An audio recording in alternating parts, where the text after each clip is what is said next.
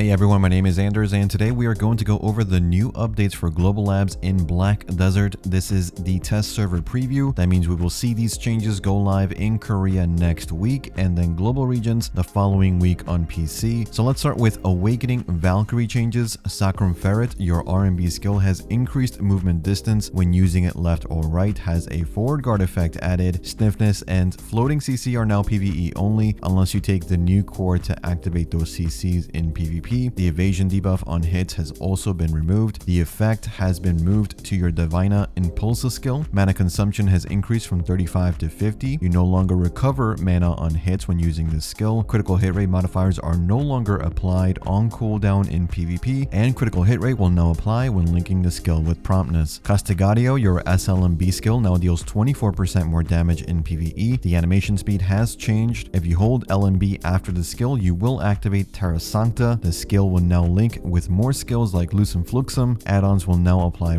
correctly on all hits. Hastilidium, your WF skill, has been revamped. It now charges 3 times. It no longer has down smash. It no longer has speed attack, and it no longer has down attack. Auto activates on hit. Stamina consumption has been lowered from 200 to 100. You cannot use mouse movement while the skill is in use, and the camera rotation has been improved to compensate. You can continue to charge by consuming 100 stamina for the second charge and then 150 stamina for the third charge. Overall damage of the skill, if you do all three, will have increased by 362% in PvE. Verdict, your shift R&B skill, is now a knockdown CC in PvE instead of a floating CC. You can make the knockdown CC activate in PvP by using the core version of that skill. A movement speed debuff of 30% has been added to that skill. You can now link Divina Volt by pressing F mid animation. You now get a 20 DP buff on use as well, and the skill now links with more skills and it now deals 300% more damage in PvE. Vindicta no longer has a movement speed debuff on hits and instead has been changed to a cast speed debuff. Promptness no longer recovers stamina on use and has increased stamina consumption from 100 to 200. Wave of Light, your SF skill, no longer has a cast time. The skill will vacuum and then deal damage on the last hit. The DP debuff of the skill has been enhanced to a 20 DP debuff instead of 15 on hits. Divina Impulsa, your shift Q skill, now has a down smash effect. The DP debuff effect has changed to an evasion debuff effect. Animation links have been improved. Damage has increased by 20% in PvE. Blitzstab and Ultimate Blitzstab have increased damage by 19% in PvE. Terra Sancta, your SRMB skill, now deals 24% more damage in PvE according to the notes, but it is actually 50% more damage in PvE according to the current live patch, so we'll see what it ends up being when it goes live in Korea next week. Purification, your shift LMB skill, no longer doubles stuns, now deals more hits, but HP recovery on hit has been reduced to compensate. The skill now deals 30% more damage in PvE. Those are all of the Awakening Valkyrie changes on this test server patch. A reminder, these changes can be tweaked before they go live next week in Korea, and even more so when they go live in 2 weeks for other global regions. Now moving on to Succession Witch and Succession Wizard. Prime Earthquake Destruction, now dealing 20% less damage in PvE, but now has a new animation to compensate. Prime Meteor Fall Focus is now on an 18-second cooldown instead of a 30-second cooldown, and the hits are no longer reduced in PvP. Damage has increased by 28% in PvE. Prime Flame Explosion Spread now deals 18% more damage in PvE. Prime Flame Explosion Aerial now deals 35% more damage in PvE. Prime Residual Lightning High Voltage now deals 18% more damage in PvE. Prime Aqua Gel now deals 30% more damage in PvE. Prime Equilibrium Break now deals 12% more damage in PvE. Prime Bolide of Destruction now deals 80% more damage in PvE. For Succession Witch specifically, the Prime Multiple Magic Arrow skill has been changed to no longer have a reduced casting speed effect on Earth Elemental skills, and instead now has a 2 added hits effect on Fire, Ice, and Earth Elemental skills. For Succession Wizard, the cooldown reduction effect will now apply to Prime Meteor skills. Arena of Solare will now be available every single day while the Arena season is active. Practice mode will also be available even while ranked mode is active. Point decay is also now more frequent, so you can't go idle at top ranks for too long. Ocean currents were removed not too long ago, but there have been some issues with the UI and ship speed, so they are adding a new ocean terrain modifier on top of the shallow water terrain modifier that we already have. Whenever you are in an ocean zone, you can see the UI indicator, and when you're in one of the currents still implemented for the speed, you will see an indicator showing you how much speed you're benefiting while in that current. Tier 1 barter goods have been updated. The amount of items you need for trades have been reduced. Tier 1 items weight have been reduced from 800 LT to 100 LT each. The mystery item support box has been changed to give you 10 from the exploration and then one of 71 possible items when opening up those boxes. There is a new barter point that allows you to trade a tier 1 barter good for a lost trade good box up to 4 times per node. These items will give you a random tier 1 to tier 5 barter good when opened. Overall, mostly barter buffs and some additional mechanics to the life skill. Black Shrine bosses now have 40% reduced AP. That means they won't hit as hard, making some stages far easier to complete. Ataraxian boss knowledge can now be obtained before you first fight the bosses in each dungeon. More items have been updated to be stackable, like combat books, value packs, mount growth reset items, and a lot more. Playtime rewards have been updated. Currently you have a 10,000 hour playtime reward, but with this patch we now have a 20, 30, 40, and 50,000 hour playtime reward available. The 50,000 hour reward will give you a 250 stack, 3 months of value pack, and 5,000 crons. These new challenges will overwrite the old ones, meaning you can obtain all of the smaller playtime rewards again, even if you have completed them already before this patch has gone live. For horses, sprint will now be a skill that can be learned at a 100% proficiency, so you can use it more easily while leveling the horse or riding it as your main horse for the first time. Dehkia Cyclops land has been added to Southern Calphion. This new grind spot will require 310 AP and 400 DP. The surrounding area will affect gargoyles and the nearby Cyclops. The Cyclops will eat a wild boar it carries at a certain phase to restore its health, and when he is defeated, finally, a swarm of gargoyles will spawn. You can obtain